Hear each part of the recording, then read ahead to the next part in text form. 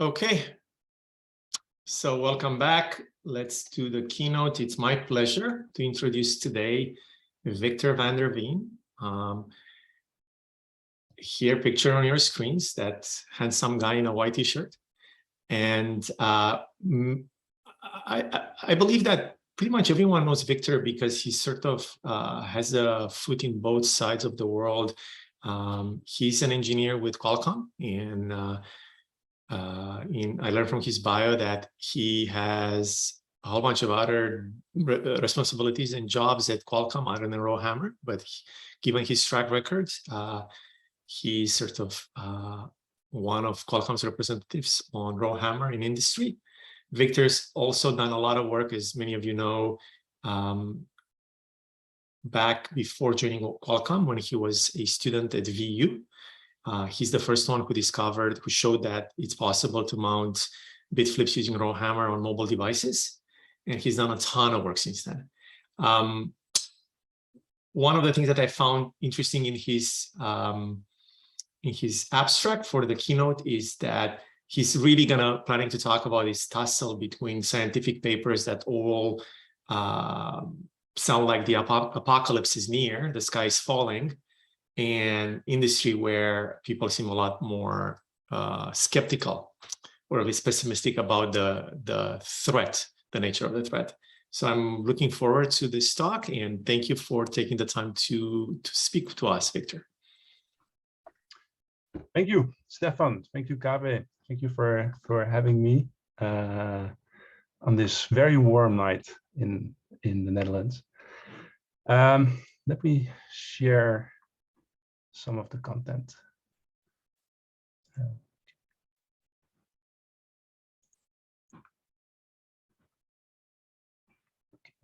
Now if I do this.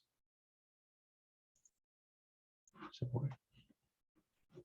Okay. Do you see the screen? Sorry, I didn't pay attention. Do you see the screen? Can you not? Do you see it? Yes, we do see the screen. Okay, thanks.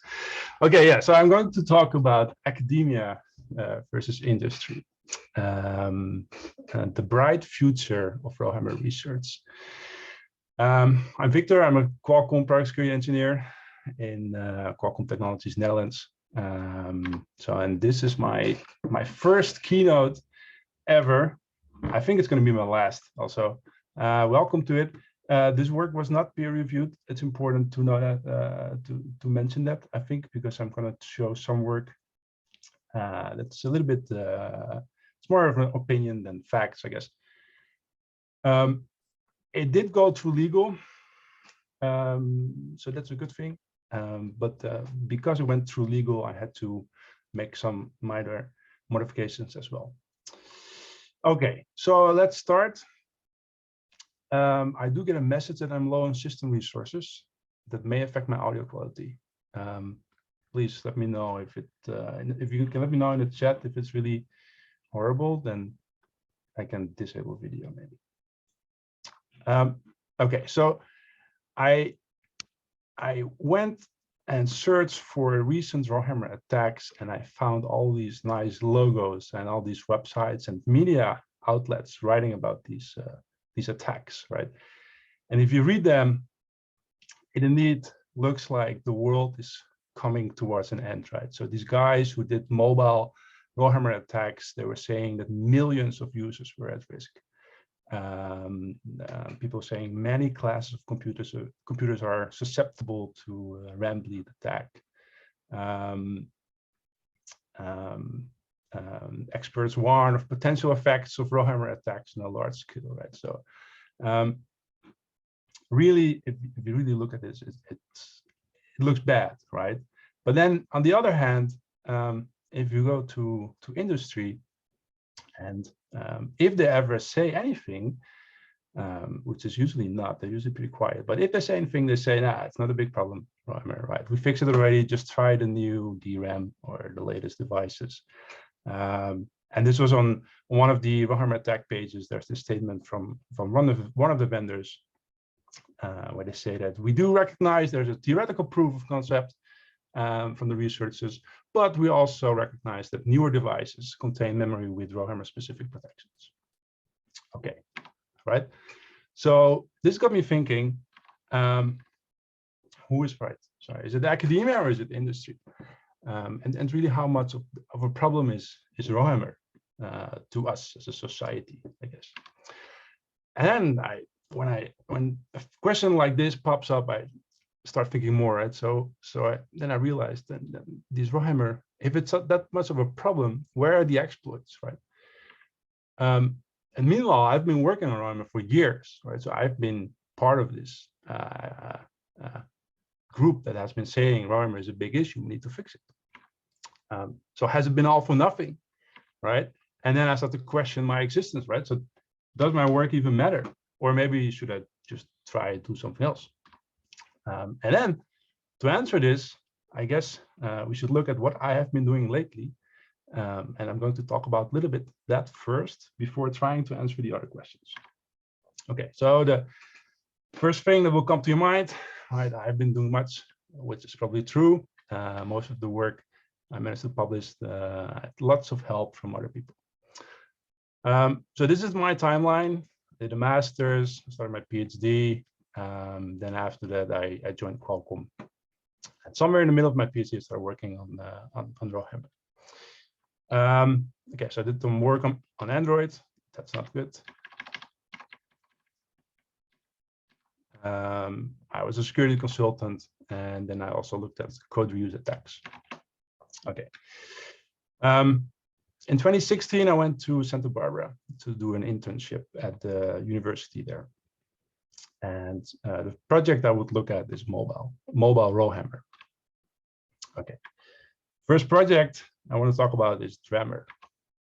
So there's one of these famous stories now that started with Herbert, my advisor and last year's keynote speaker. He was saying, yeah, we have this guy, Victor. He's also working on Rowhammer, trying to do it on ARM. He doesn't have any bit flips. He cannot go serving until he does make this work, right? And this was on March 25th. So I replied, yes, it's correct. Didn't work. Been trying a few things. So in Santa Barbara, they had a lot of mobile devices, Nexus 5 phones. Didn't get it to work yet. So this was like 10 minutes later after Herbert responded. And then actually I managed to get it to work just a few hours later. I got the first bit flip. I responded, I go to the beach now. So this is European time zone, right? So there's still time enough to go to the beach. And I actually went to the beach. I was still a lot younger than I am today. But it was a lot of fun. It was a really nice project to do, but it was also very hard, right? So from getting these bit flips, which were initially in the kernel, we had to go to get bit flips in user space before we could actually do something useful with them, right? And this took us, I think it took us over a month. And then we had Martina, who was part of this team in Santa Barbara. She found the right interface, right? So Android Ion that allowed us to do uncached memory allocations. They would also be contiguous, and this really enabled us to do Rowhammer from user space, from an Android application. Okay, took us 1 month, right? And then going from these bit flips in user space, it's nice, but you still need to do exploitation, right? And this took us, I guess, this is a speculation. I think it took us like 3 days to design something. It looked like this. This is a picture of the whiteboard, but legal had me blur out the contents of it. But anyway, I had to call with the people who made this up. I wrote it down, then it looked like this. Sorry, again, also blurred out. And then in the end, we got it into the paper, right? So now it looked like this. So this is all 8-step attack that we implemented. And it took me 3 months to actually implement the attack end to end. It was really a lot of work. Okay. It got really bad at some point. We had Cristiano coming over to Santa Barbara. We had a really nice session in one of the basements in the university. No windows, of course. And we had the whiteboard, again, blurred out, where Cristiano had to explain us how the Linux kernel worked so that we can actually put everything together. Okay. This was 2016, so we had a very professional setup to do evaluation. It looked like this. Fortunately, things improved, I guess, over time. But in the end, right, so we made it work, and we even got a pony, which I guess is the peak of my career. We got a pony award for best privilege escalation bug. And here I had a very nice picture of the pony, but legal wanted me to remove it, so I drew one myself. It's not as nice, but it's I guess it delivers the point. Okay, so continuing, the second project I worked on regarding Rowhammer is Trespass, and this introduces some of the very, I guess, best next generation scientists, right, that can work on Rowhammer. So we had Drammer in 2016, Trespass was from 2020, and we saw that somewhere in between this double-sided Rowhammer trick that everybody was doing, it didn't work anymore. Sometimes it did, but not really. Okay. So what we looked at was the following, right? So we were interested in whether the DRAM vendors actually solve the issue, right? So we asked ourselves, how many accesses can we actually do? How fast can we hammer? So let's say we have 2 refreshers, and we're going to hammer as hard as we can in between them. We can do, I think, 160 activations in between 2 refreshers at least, right? So depending on what device you have, but it's fairly high. And then the other question we had is like, okay, how many of those accesses do you need to actually start seeing bit flips? So if we disable all the refreshes, then on average, how many activations would you need in between refreshes? And it turns out it's like only 3 or less, right? So looking at it more, turns out there's like a Rowhammer 3, which is basically like something in the JDEC specification for LPDDR4. It says that there's like a maximum activation count. It is the maximum number of activates that a single row can sustain within a refresh period before the adjacent rows need to be refreshed. And the values were 200K, 300K, etc., or unlimited. And actually, all the LP4 DRAM that we see has this value to unlimited, set to unlimited. Well, in reality, it should be a value that's even lower than 200K, right? So it should be 100 or 50K or even lower for that. So and Owner Moodloose did a lot of good work on this. Okay, so the DRAM vendors must do something proprietary. So we asked. They don't disclose anything, right? So it's not documented. They will not share any details on this, which is fine, right? But we can speculate on what's happening, and it's probably the following, right? So if we're doing an activation Rowhammer attack, we are going to do many read commands to the same rows, and then there will be a refresh at some point. That will refresh some part of the DRAM, some of the rows. Continue picking up. We continue the activations, and then the next refresh, the next set of rows will be refreshed, but also there will be an extra refresh going to this victim row that we were attacking. And then the DRAM internally does some special tricks, right, to figure out what victim row that should be. So hammering 2 rows no longer worked. Then comes Pietro and also Emmanuel. They had a very brilliant insight, right? So what if we hammer 3 rows or more? So then we came up with all these fancy patterns, striped Rowhammer, or maybe incremental Rowhammer, or many-sided amplified Rowhammer, or just something random. And then, so they wrote a fuzzer, and basically the goal was just to try something until we get lucky, right? And we did get lucky. So we did see some pattern that will actually break some of the DRAM, while the original double-sided Rowhammer would no longer work.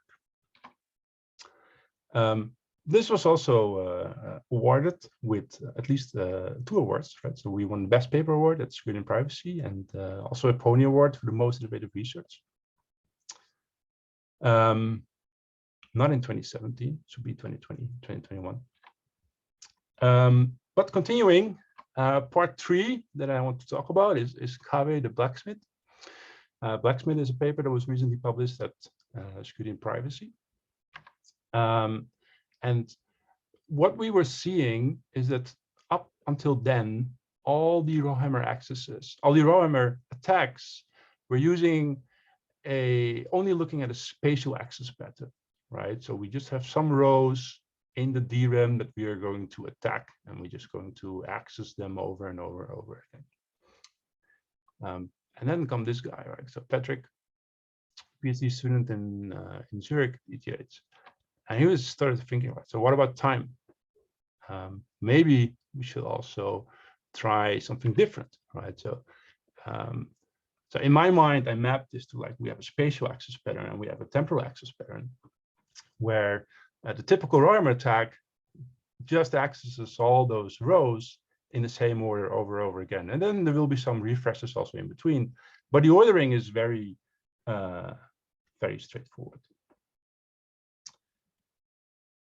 Okay, now if you're a DRAM vendor and you want to implement a mitigation for this, a very simple but effective mitigation for this particular attack, is just sampling a fixed index after a refresh, and then use that in the next refresh to do an extra refresh for that the victim of those aggressor. So in this example, we picked the 6th activation, which is at start it's A1, so that this row is being sampled, and then when the refresh comes, the DRAM will also refresh the neighbors of A1, and then it will reset its internal counter. It will start counting and monitoring again until the 6th axis is observed, and now it's A2. So it will be sampled, and then when the refresh comes, it will refresh the neighbors of A2. And this goes on, right? So, and for this particular pattern, this mitigation is very effective, and it would stop the attack. So in order to bypass this, we need to consider like a temporal component, but also we need to sort of be able to synchronize now our attacks with the refresh commands that are being issued by the memory controller. And then this other PhD student, I think he's now also at ETH, he also observed this second fact, right? So the synchronization is required. And then we decided to work on this next paper, the blacksmith paper. And what we found was quite interesting, right? So for some DRAM that we could not break with trespass or with double-sided rowhammer, we could break them with a fairly simple temporal access pattern, right? So here, all the blue boxes are dummy accesses. They go to rows that we're not really interested in. And then the red ones, they go to aggressors. And you can see we have an aggressor dummy ratio of 1 to 5, right? So there's still plenty of aggressors and more than enough to actually trigger the bit flips. Of course, in practice, this doesn't work because you have background noise. So here I have the same diagram, but I add some extra activations that will make our attack starting to run out of sync with the mitigation. And we're also starting to be misaligned with the refreshes.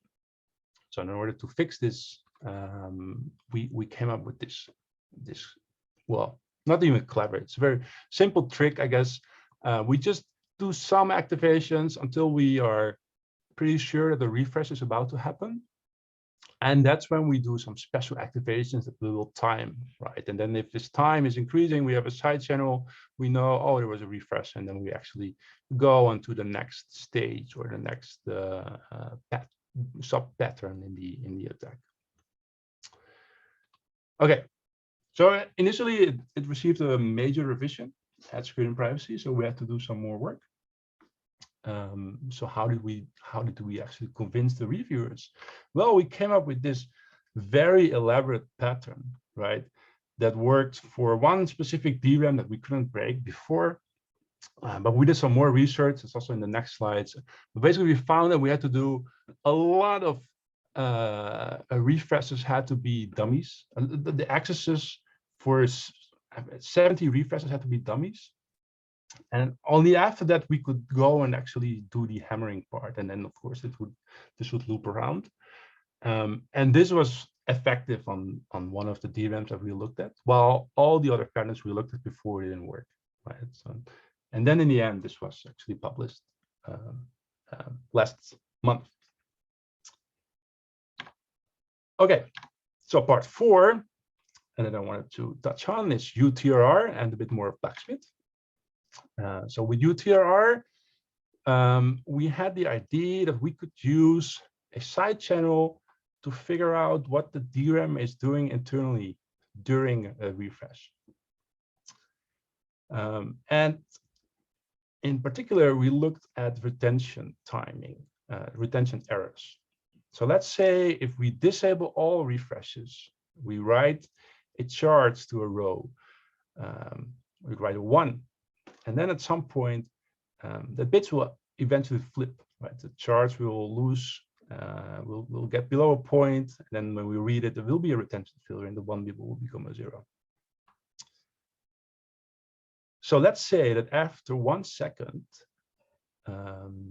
both the victim 0 and the victim 1 have a retention failure. Now let's say we're going to write a value 1 to both of the victims, and then we're going to wait for half a second, and then we're going to issue 1 access to an aggressor that's in between, and then we're going to wait another half a second, and then sorry, no, we're going to do 1 access and 1 refresh, and then we wait the second half second. It's actually here, and then we will check what is in the victims. So there's an activate and a refresh in between. If after this whole second, if we read the original values back, if there was no retention failure, then the refresh must have done something based on this activation or based on something else. Or if we did see a retention failure, then this refresh didn't do anything. And this is a very interesting insight, because you can now take this and do a lot more variations of this. So include more activations to different rows, have more victims, more aggressors, do more refreshes and loop around. Then this is basically what Hassan did. He looked at a lot of different DRAM from many different vendors, and he was able to reverse engineer a lot of the DRAM mitigations that DRAM vendors currently deploy. We can do the same with Rohama bit flips. This is what we used in Blacksmith. So, and here you can see that if you disable refreshes, then a simple double-sided Rohama pattern would eventually cause bit flips in the victim. Let's say it does that after 200,000 accesses. So what if we issue 1 refresh after 100,000 accesses? And that's what we do here, right? And then we can check, did the refresh actually trigger a mitigation or not? We did it for this one device, and I started to actually dump the results. No flips in the first round. Second round, there were flips. The round after that as well. I started looking at the pattern, right? So write these down and then figure out what is the delta in between them, and then a pattern emerged. And then we came to this hypothesis that it looked like every 10th refresh was hijacked to do some Rohama mitigation, but then every 70 refresh would not be used. So we just wanted to hammer just before the 70 refresh, in the hope that the DRAM would not pick up our aggressors. Okay, so the problem here is that the mitigation now also has its own state, and we don't really know what is the state. So we need to do many different tries. So this was the pattern I showed earlier. We need to loop, but we actually need to loop and repeat for at least two refresh window, two full refresh window, which is like 16K refreshes, maybe a little bit more just in case. But then after that, we need to do a refresh, and then we need to start all over again, right? So we need to do a retry, and then with +1 refresh offset, because we don't know what the mitigation's current state is. And then after that, we need to do another refresh and then repeat again and again and again, up to 80 times, because that's the window of this particular mitigation. Okay, so back to my question, right? So we now answered what I did, what I've been doing lately. Where are the exploits? So I think we can now say something about that. If we look at those papers that I worked on, so flipping bits without axiom is the first Rohammer paper. It worked on DRAM from 2012, so 2 years before the paper was published. Actually, 2012 was when the first patent on Rohammer was filed, which makes Rohammer now 10 years old. That's as a side note. DRAMmer from 2016, we looked at hardware from 2013. Trespass, also 2-year-old hardware. Blacksmith, same. The point here is that Rohammer attacks age really fast, and industry keeps improving. And today we see that the Rohammer techniques, the patterns that we need to use, they differ per part number, not even per DRAM vendor, not even per configuration, but even per part number, right? And moreover, for an attacker, it's not very simple to copy paste an existing exploit. So if there even is an exploit, you need to tune them for your particular configuration. It's not very trivial to generalize your attack. So if it works on Micron 6 GB memory, then it doesn't necessarily work on Samsung 6 GB memory. So you need to implement all these different configurations in your attack and make sure that, at least if you want to generalize, that you support all these hardware configurations.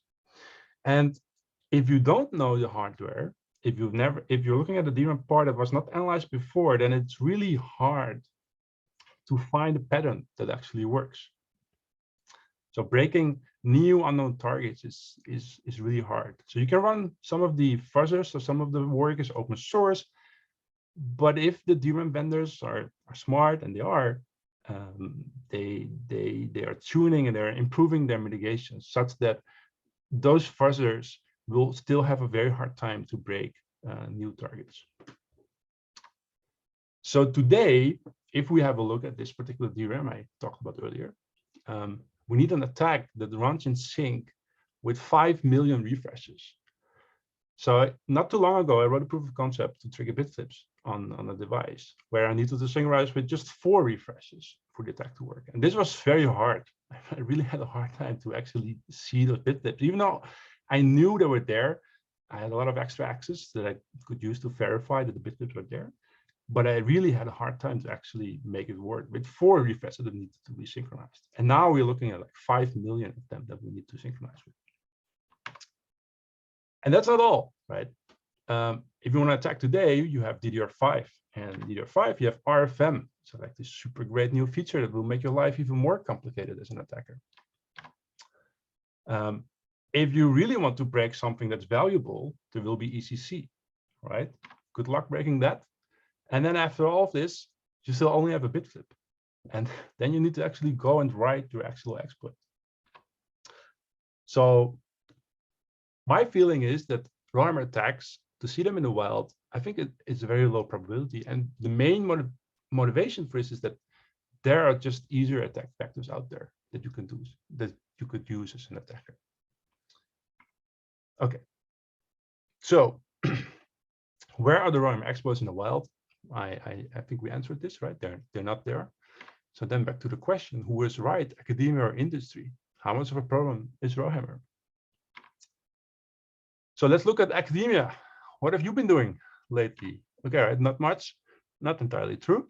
I looked at the papers published in academia on Rohammer, mostly at top-tier venues. I found 47 22 attacks, 20 defenses, and 5 characterization studies. So let's have a closer look, plot them over time. We're now 2020, and we already have 9 papers, just mid of 2020, right? So it's going to look like this. we're gonna have a lot of Rowhammer work in the next few years. It's gonna be really interesting. But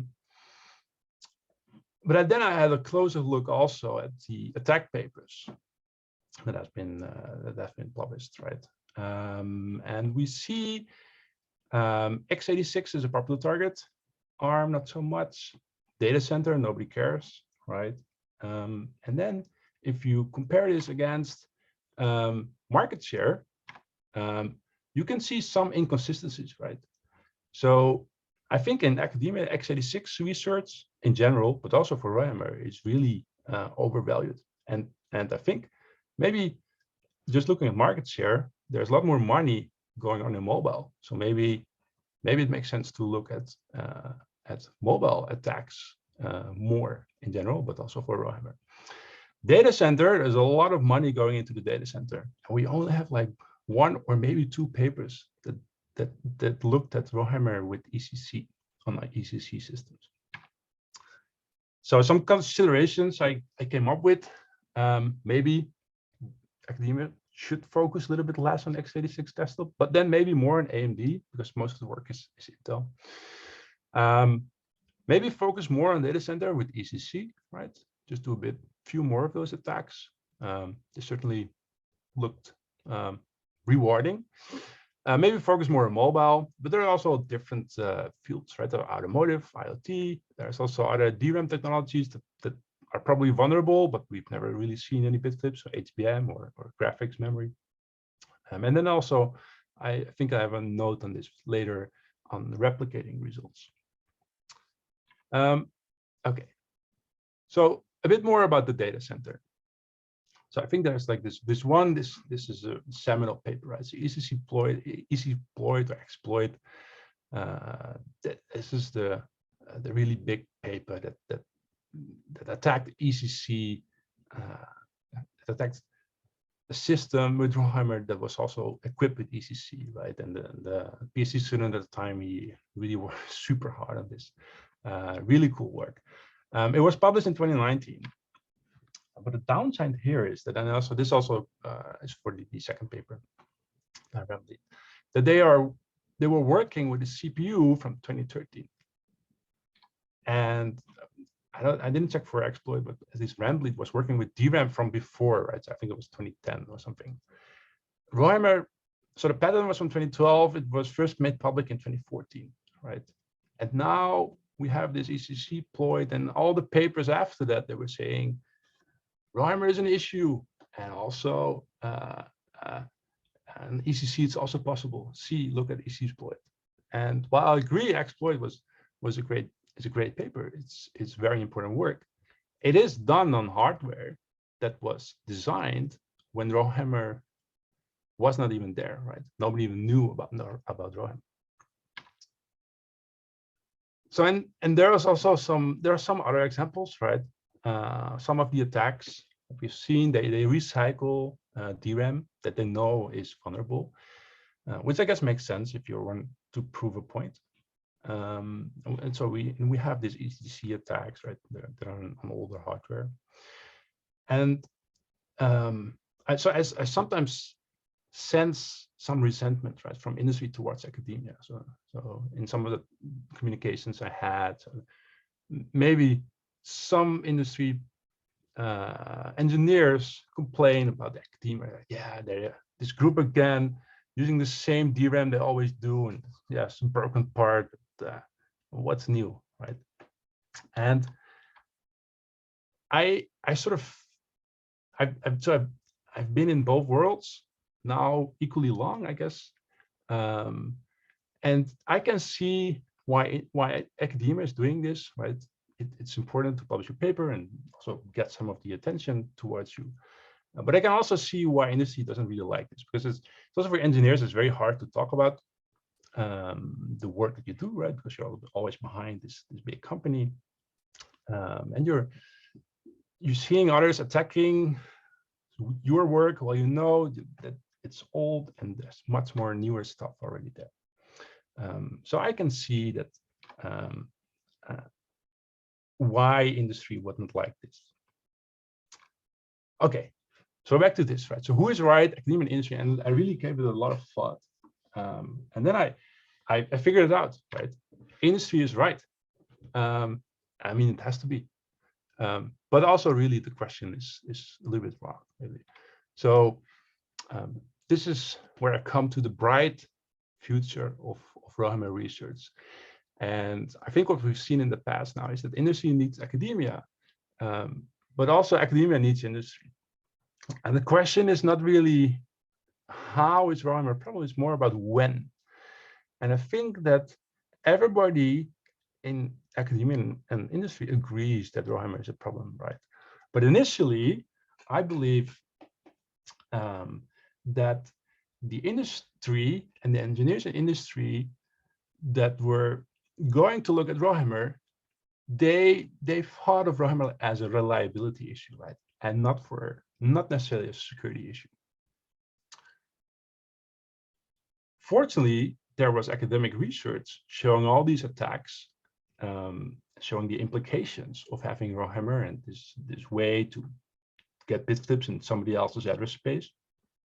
And here academia is really showing electrical engineers who did not really study computer science. They don't know, I mean, they know a little bit about software, but they don't have operating system fundamentals like those attack papers those researchers do, right? And academia here was really showing how important it is to actually take Rohammer seriously, not as a reliability issue, but also from a security standpoint. And moreover, so this is still ongoing, academia is now in the process, I guess, of teaching and showing industry and electrical engineers that security through obscurity is not going to work. And this is very, I mean, for the attackers, for us, for me, it's just straightforward, right? So everybody knows you cannot just hide. I mean, people will find a side channel and figure it out. But for lots of the engineers in the industry and the electrical engineers, I guess, who design these circuits, they still come to me and sometimes say, oh, we can just hide this, they will never figure it out, just randomize some data here and it will be fine. So this is really important. I think academia really had played a very important role here. And also because of Trespass, and I guess also because of all the other works, we formed in JDAC this data integrity task group, right, in 2020. And going forward, we actually need academia because as we're going to future scale DRAM further down, we really need something that will work on the long term. And I think I have a few more slides on that as well. First, this question, right? Does my work even matter? So this is from last year's presentations, keynote presentation from Herbert. He was saying that the future of Rohammer research is bleak. We no longer understand the systems we built. We learn by reverse engineering and exploitation. And he was wondering, is it worth it? Because it is all known, just not by us being academia. But I think it is worth it. And it is all known, just not by academia. That's not true. I think also in industry, there are still a lot of unknowns. For example, a DRAM vendor designs a DRAM, but they have only limited visibility on how a memory controller in a CPU company actually uses the DRAM. Herbert was saying SDN for memory would be nice. It would be very nice. Do it. Write a paper about it. And then finally, he was saying that the way we do offensive research is not working very well. And I think this is because these systems that we are designing and using every day, they become increasingly complex. So maybe it's just a resource problem and we just need to throw more people at it, maybe in forms of collaborations or other kinds. But industry is also trying to figure this out, and it will also become much more of a problem, I guess, in the future. Okay, so I drew this earlier today. I think Rohammer severity without academia, it would have gone up, right? And then, well, at some point, industry would have figured out, okay, it's an issue, maybe some reliability issues, we need to fix it. So it would go down at some point. But I really think that academia helped a lot in pushing this bar further down a lot faster in the past few years. So how do we get there, right? This is, I guess, the endpoint, or maybe here. So again, academia, what's up? What have you been doing lately? 20 defense papers. I have a few words on these as well. So those 20 defense papers, most of them are in hardware, some of them are in software. Those that are in hardware, they're mostly targeting the memory controller. Some of them are for DRAM, some are like a combination of the two. But more importantly, 9 proposals for the defenses, like half of the defenses, they require a specification change. They either needed the DRAM vendor to disclose what is the internal topology, right, on how the rows would be adjacent to each other, or there would be the need for a new command to refresh neighbors of a given row. And in an academic paper, this is very easy, right? This is one sentence you write, and poof, we have a new command that will suddenly refresh the neighbors of a given row. And now we can use this command to build our own work on top of that. But in practice, this is not easy. It's actually super hard. There are many questions, right? So I just wrote some down. So for example, this particular command that we need, are we going to sample? How are we going to sample, right? So are we going to trigger it immediately? So are we going to separate the sampling from the triggering, or are we going to combine it? Just one command, and then the previous activate you did will be used for a sample. We need to deal with blast radius, right? Neighbors of neighbors of neighbors. How are we going to do that? And then you look at the JDEC command specification, and you find out there's only like 1 bit left you can use. TRR that we had in LP4 was very complex and too expensive to ever be used in a device. If we really want to have a command like this, it needs to be super fast with very low overhead so that the memory controller can very easily use it. And getting that into a JDEC specification is not straightforward. It also needs to work in conjunction with what we currently have. We cannot go to JDEC and say, okay, we're going to get rid of RFM, we're just going to do it completely different. We need to have something that will actually be somewhat backwards compatible with what we currently have. Then it also needs to work with all these different technologies. And everybody needs to agree on this, right? So all the DRAM vendors, the CPU vendors, the whole industry actually needs to make sure we know what we're doing. And this process, it could take years. So I have a diagram on this. So basically, in industry, I think engineers live somewhat in the future, right? So let's say we want to have a command like this, and we want to get it actually into a product. How does it work? So let's say I come up with an idea in 2018 to design and get a new cocktail glass, something you can drink out onto the market, right? In a product. So I go to my memory designer and I talk with him, and then I say, hey, I want to have this. It's gonna make our life a lot better. He tells me we have a lot of constraints. I mean, you want a straw? We cannot have a straw like that. It's super expensive. Oh, by the way, we also need to talk with product management, maybe some other teams in the company. Need to figure out what is possible. And really, ideally, we don't want anything. But if you're from security, so yeah, maybe we do need a solution. So we come up with an alternative, glass of champagne. It's also good, gets the job done, I guess.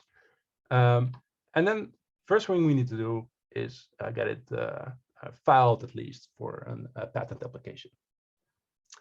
Once we have that, we will have to start talking to partners in industry, right? Somebody who can actually make a glass.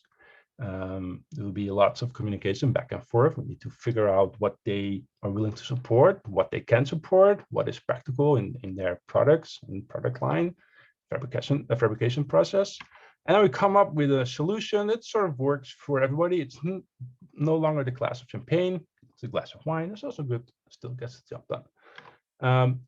And after that, we have to go to this big consortium, right? It's called JDAC, many different companies in there. We need to convince everybody that we really need this option.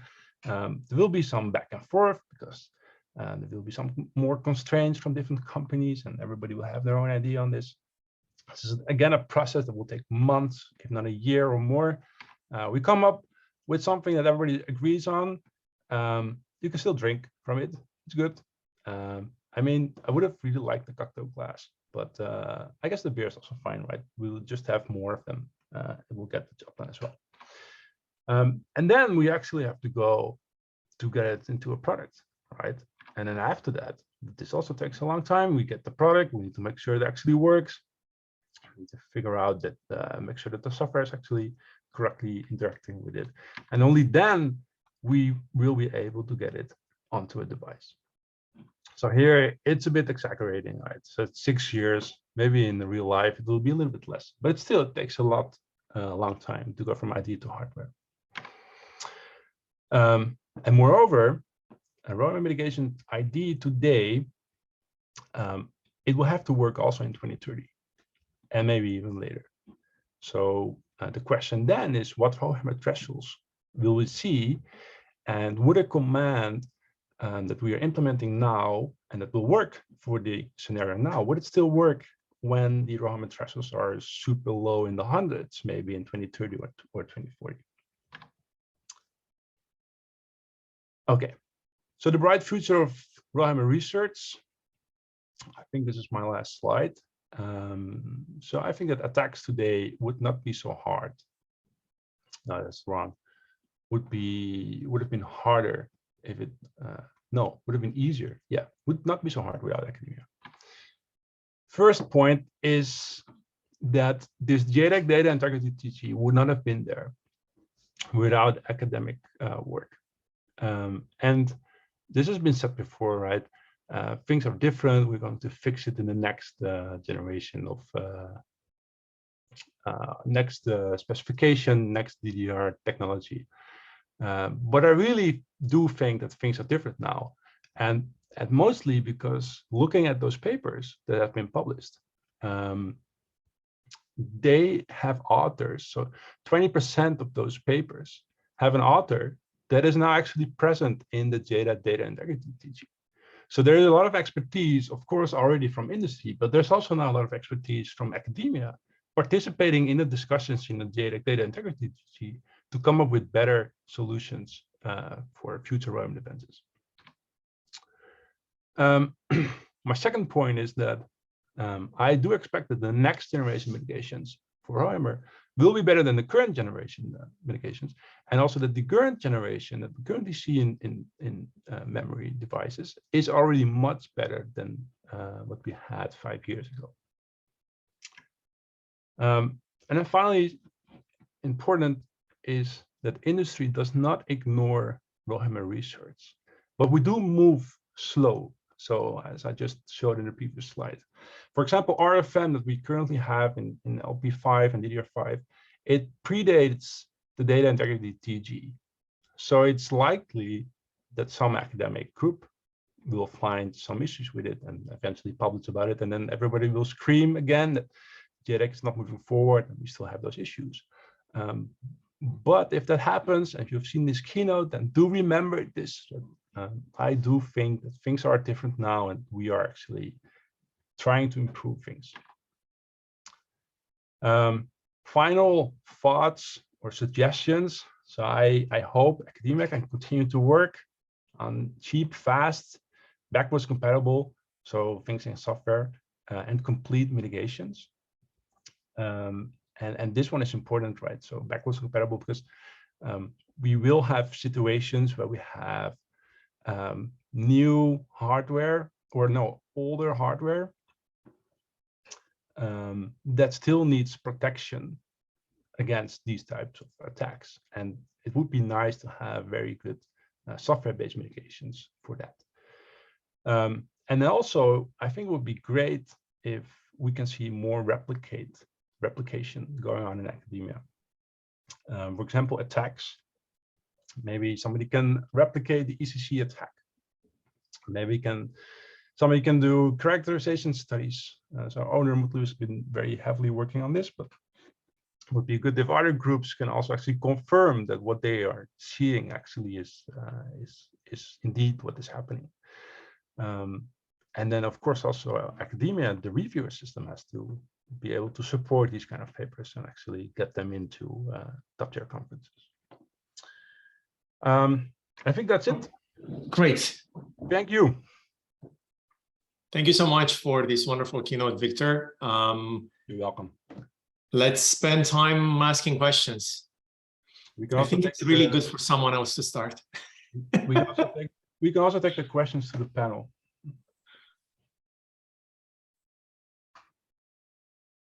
Please ask your questions, raise your hand, send things to chat.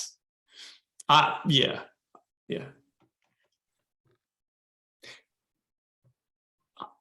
I have a question, but should I start with the hardest question I have? Danj, do you have a question? Okay, so let me ask you this very inflammatory question. So first of all, my comment is that I found your talk to be way too courteous to industry, in my experience. And let me ask you and that's fine. I mean, it's my opinion, it's your opinion, that's fine. But let me ask you this question. So DDR3 was launched in 2005, almost 20 years ago. We're now seeing DDR5 coming on the market. And like you said, and I agree, the industry is moving very slowly and it's very costly and all of that. That's all true. I totally agree with that. But what has the industry really innovated in these 20 years in the space of DDR technology? Can you name what is it really exciting that has made in 20 years, right? In 20 years now, we have the iPhone, we have Tesla cars, we have self-driving systems. The DDR industry, what have they done in 20 years in terms of innovation in your mind? That's not, I don't think that's mine to answer, right? So I'm not a DRAM designer. I have no idea what they do. I guess they make things super fast. That's why you can have a super fast iPhone now. And they with all these high bandwidths and everything. Right. So the data rates are much higher than they used to be. Exactly. Doesn't it strike you that there is a lot of room for innovation in this industry? Like what? Oh, what would you like to see? I wish Owner would be on the call. I mean, I can speak for hours, I think, right? So let me give you an example. We know how highly heterogeneous the DRAM chips are, right? Some rows are much closer to the sense amplifiers than others. There is this huge amount of variation in latency in accessing a row. We're designing DDR protocol buses to come up with fixed timings. And those timings are tuned to the worst possible case, right? Because it has to work for every single row in that array.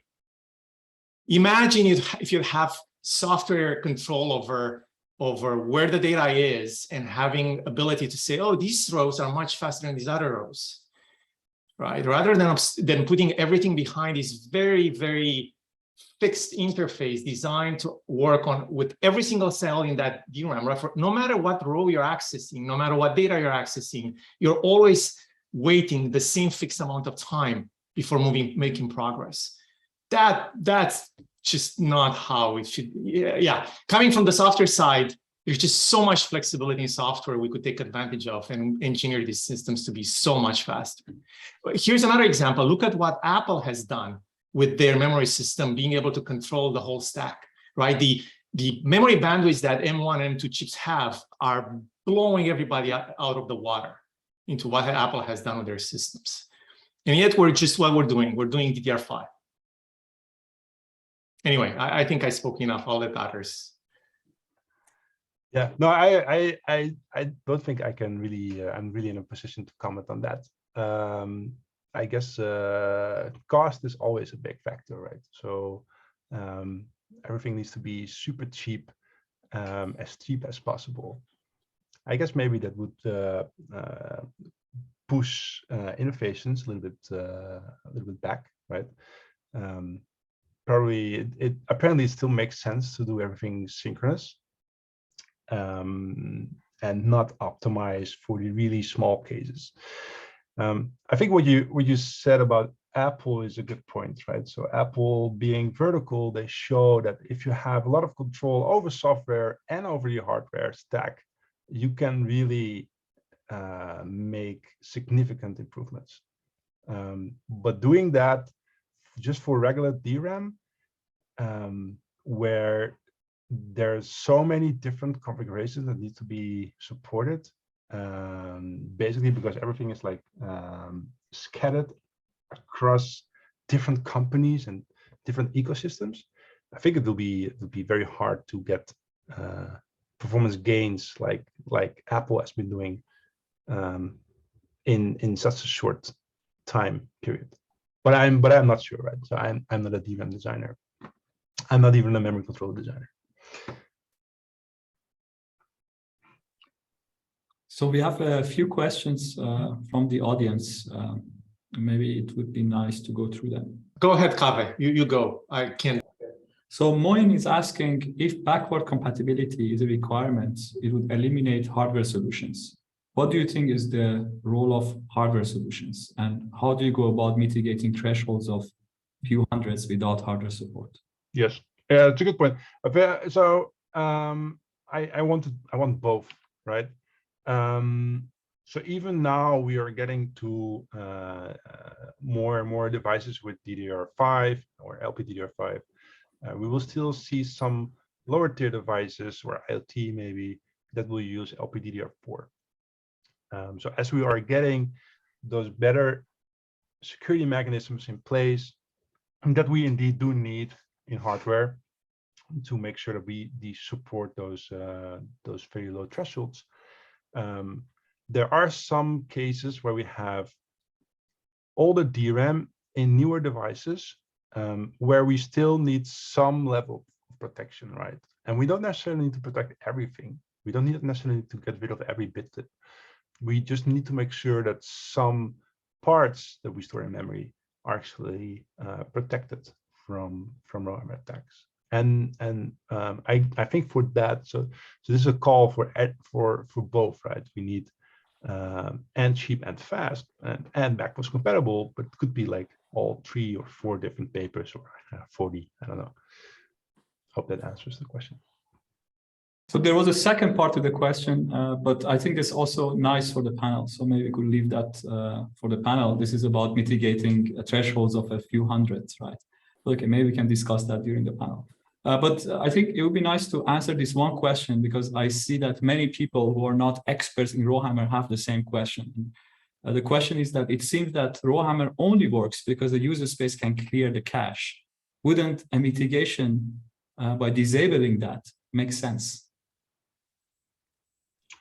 In a way, but it's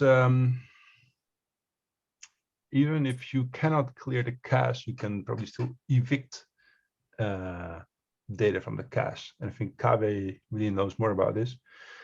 And also it's still a requirement for some cases, right? So there's also there's always a case where some certain device does need the ability to have uncached memory access. And so I think it's in Android, I believe Google looked at getting rid of Ion, or at least making everything at least cacheable. But this was very hard just because there's so many libraries that rely on this, in particular video processing libraries. Thanks. So I suggest that we stop